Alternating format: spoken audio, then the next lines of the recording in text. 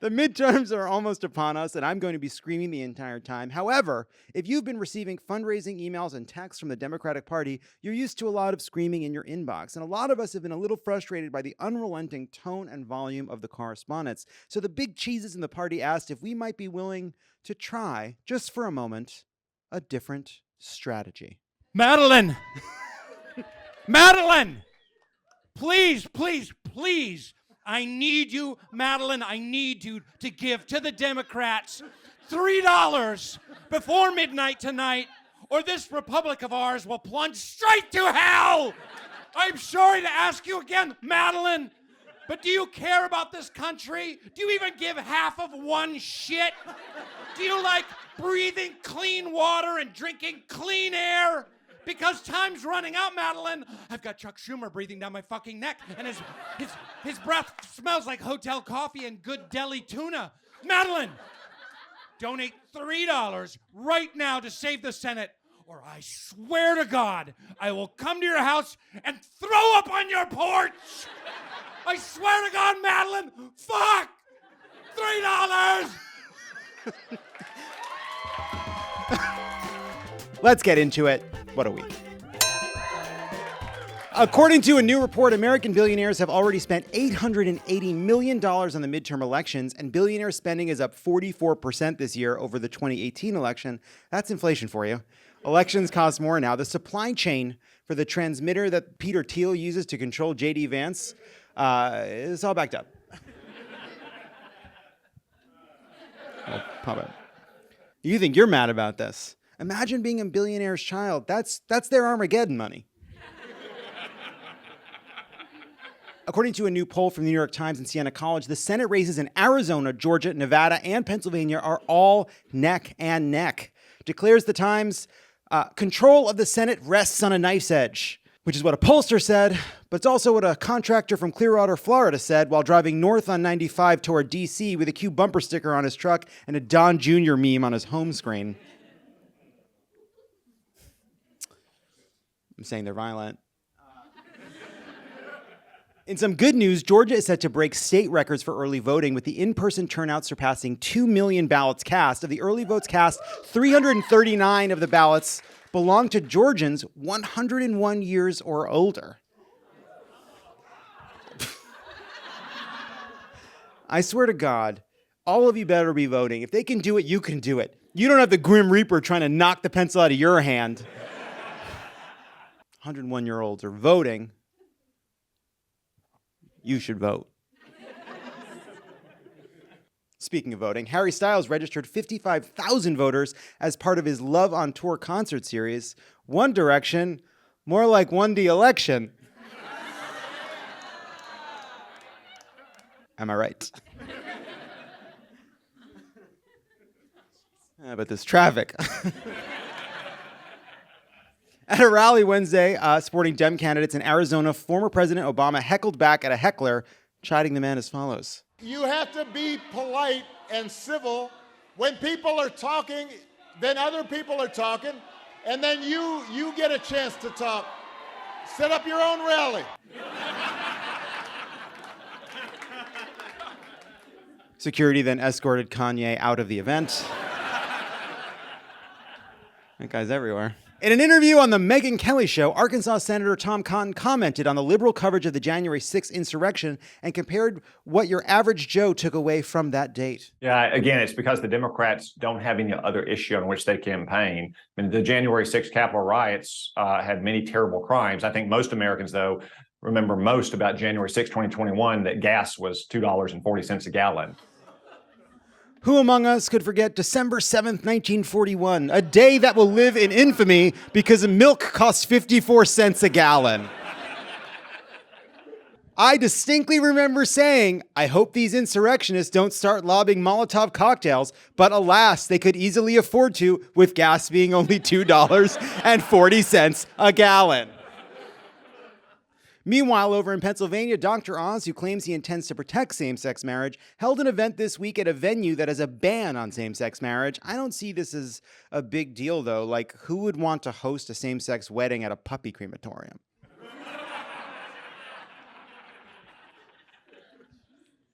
He killed a couple dogs. He got a couple dozen dogs, a couple hundred dogs. So the idea there is that his campaign stop was at a puppy crematorium. It's part of his brand now. So that's where he did the campaign event. I mean, he did an event in front of Hitler's car. It's not that far off. In a primetime address on Wednesday, President Biden warned that the future of American democracy is at stake in next week's elections. Biden declared at one point, "In our bones, we know democracy is at risk, especially when it's rainy or cold." Then you really feel it. The threat to democracy in the bones, especially in the knees. Oh, and it's brisk out. I can tell democracy's really jeopardized. You just feel it, in the knees. He's old. He's quite old.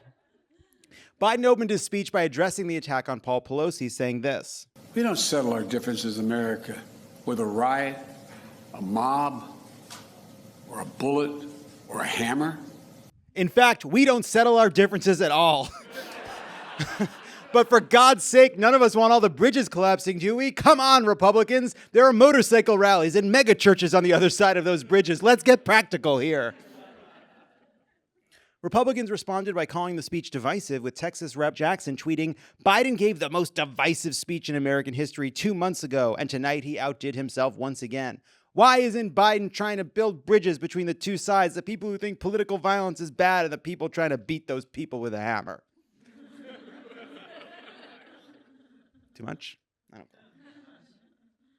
Meanwhile, actual Republicans are still wringing laughs out of the said hammer attack. Donald Trump Jr. retweeted a photo of a pair of underwear and a hammer with the caption, "Got my Paul Pelosi Halloween costume ready." Yep. Sadly, Jr.'s costume didn't really land. People kept guessing he was Skid Marky Mark. After drawing an overwhelming amount of backlash over the casting and setting of the show, the Icarus Theatre Collective in London has announced it will be pulling its controversial production of Romeo and Juliet, reimagined to take place in Nazi-era Germany. The production, described by critics as a deeply misguided project, depicts Juliet as a Jewish girl and Romeo as a member of the Nazi youth. Ah, yes. Two houses, both alike in dignity.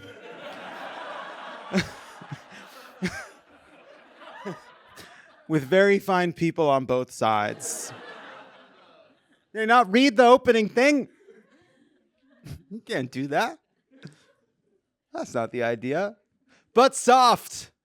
What light through yonder window breaks? Is that a menorah? Juliet, we've talked about this.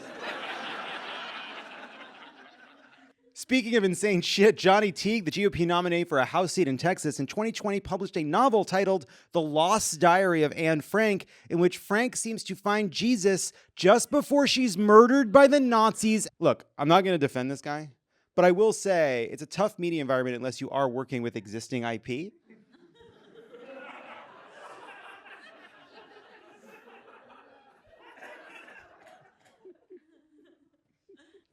Whoever that was for, thank you. Under Elon Musk's leadership, Twitter reportedly plans to begin charging verified users $8 a month to keep their blue check marks. Step right up and give the world's richest man $8. In exchange, you get a public badge that says, "Hey, I just gave the world's richest man $8. No way. No way. I'm probably going to do it. No, I'm not going to. No, I'm out. So you think I'm going to do it? You think I'm going to pay Elon? Yeah, why do you think that? Why do you think I'm going to pay Elon Musk $8 an hour? What about my, what about my, you said it like I have a character flaw, so what do you think that flaw is? You said it like you are, like in a kind of disappointed way. Because I'm addicted to Twitter. I deleted it from my phone. Does that do anything for you? I do access it on my computer. You said that like I'm hacking into the mainframe. Yeah, I use my fucking Chrome.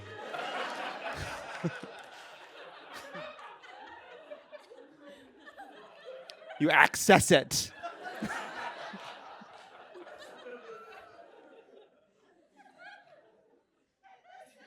Elon Musk's brave new Twitter is also reportedly working on a paywalled video feature, sort of like OnlyFans. Finally, I mean free speech, said Ted Cruz.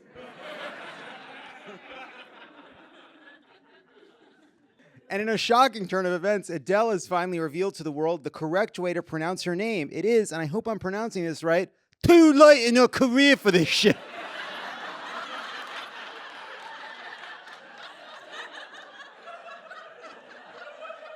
We've also all been saying Tuesday wrong. It's pronounced Tuesday.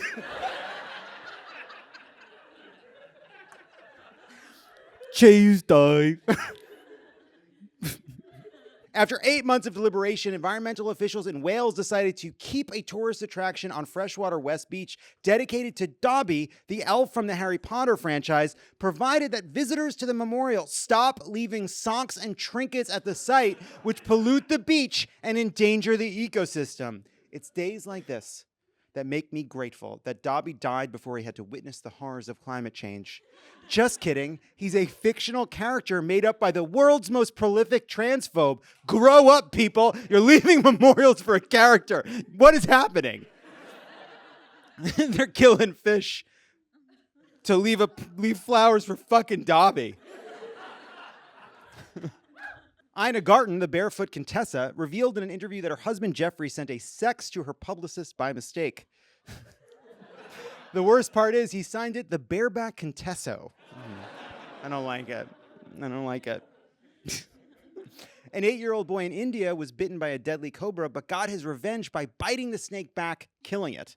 The boy made a full recovery. People think the snake died from the bite, but it was actually from embarrassment when the other snakes found out he lost a fight to a kid. And finally, Miss Argentina and Miss Puerto Rico, who met while competing in the Miss Grand International pageant in 2020, have announced their secret relationship and marriage this week. Si se puede. And of course, one thing that's helping us hopefully do everything we can to win is the Democratic fundraising, which has been, I think, pretty intense lately. I think we might have one more fundraising pitch coming our way. Uh-oh.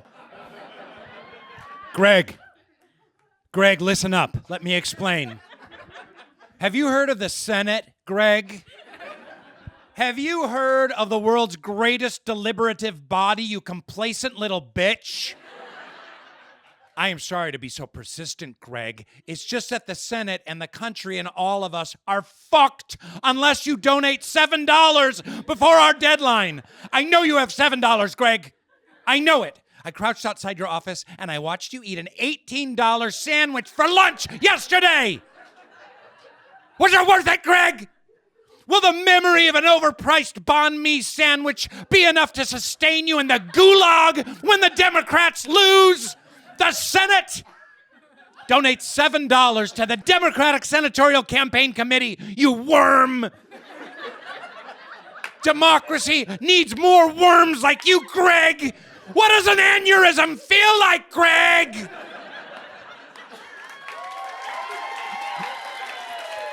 Are you happy, Greg? You better take your phone out.